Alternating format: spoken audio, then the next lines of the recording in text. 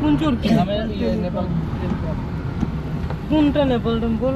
ও আচ্ছা, হ্যাঁ ওখানে নেপাল টেলি। আশপাশে যা পড়বে তো চোখ বুলাবে অ্যাড্রেসটা। এই যে এখানে চরকি আছে একটা।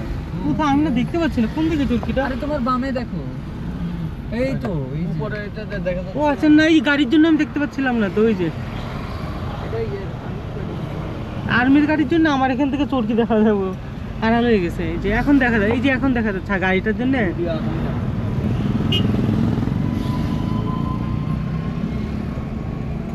এটা মনে হয় পার্ক কোনো।